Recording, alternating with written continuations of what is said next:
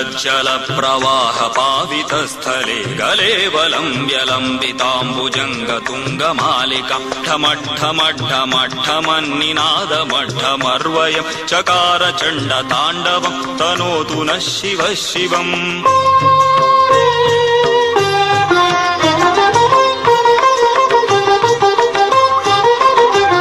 जटाकटाः सम्भ्रम भ्रमन्निलिम्ब निर्झरि विलोलवीचिवल्लरी विराजमानमूर्धनि धगद्धगद्धगज्ज्वलल्ललाटपट्टपावके किशोरचन्द्रशेखरे रतिः प्रतिक्षणं मम धराधरेन्द्रनन्दिनि विलासबन्धुबन्धुरस्फुरद्दिगन्तसन्तति प्रमोदमानमानसि कृपाकटाक्षधोरणि निरुद्धधुर्धरापदि क्वचिद्दिगम्बरे मनो विनोदमेतु वस्तुनि।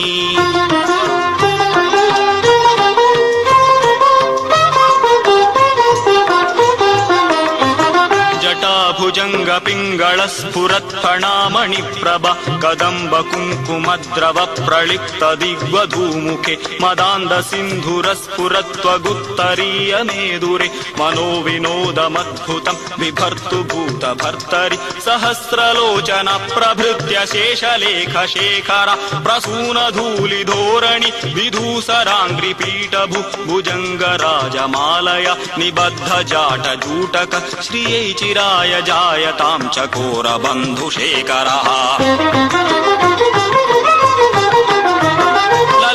चत्वरज्ज्वलद्धनञ्जय स्फुलिङ्गब निपीत पञ्चसायकं नमन्निलिम्पनायकं सुधामयूखलेखया विराजमान शेखरं महाकपालि सम्पदे शिरोजटालमस्तु नः करालभालपट्टिकाधगद्धगद्धगज्ज्वल धनञ्जयाहुतिकृत प्रचण्ड पञ्चसायके दरादरेन्द्रनन्दिनि कुचाग्रचित्रपत्रक प्रकल्पनैक शिल्पिनि त्रिलोचने रतिर्मम।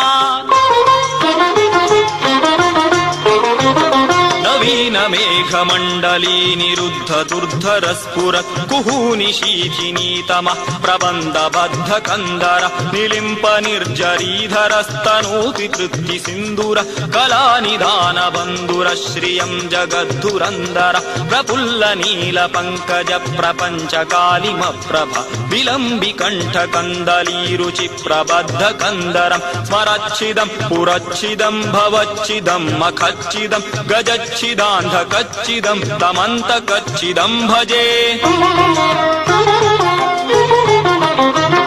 अखर्व सर्वमङ्गला कला कदम्ब मञ्जरी रसप्रवाह माधुरी विजृम्भणा मधुव्रतं स्मरान्तकं पुरान्तकं भवान्तकं मखान्तकं गजान्तकान्धकान्तकं तमन्तकान्तकं भजे। जयद्वदभ्रविभ्रमद्भुजङ्गतुङ्गमश्वस द्विनिर्गमत्क्रमस्फुरत्करालपालहव्यव धिमिद्धिमिद्धिमिध्वनन् मृदङ्गतुङ्गमङ्गल ध्वनिक्रम प्रवर्तित प्रचण्ड ताण्डव शिवः।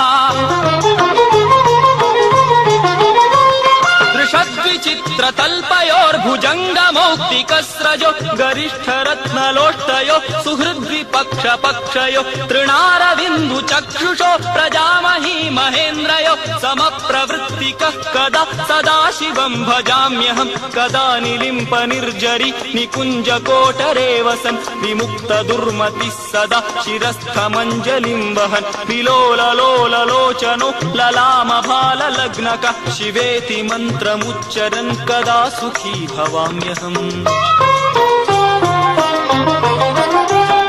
इमं हि नित्यमेव मुक्तमुत्तमोत्तमं स्तवम् पठन् स्मरन् ब्रुवन्नरो विशुद्धिमेति सन्ततम्। हरे गुरौ सुभक्तिमाशु याति नान्यथा गतिम् विमोहनं हि देहिनां सुशङ्करस्य चिन्तनम्।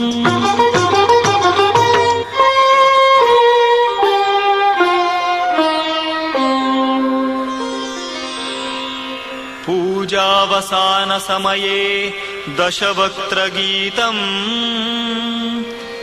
यः शम्भुपूजन परं पठति प्रदोषे तस्य स्थिरां रथगजेन्द्रतुरङ्गयुक्ता लक्ष्मीं सदैव सुमुखीं प्रददाति शम्भुः।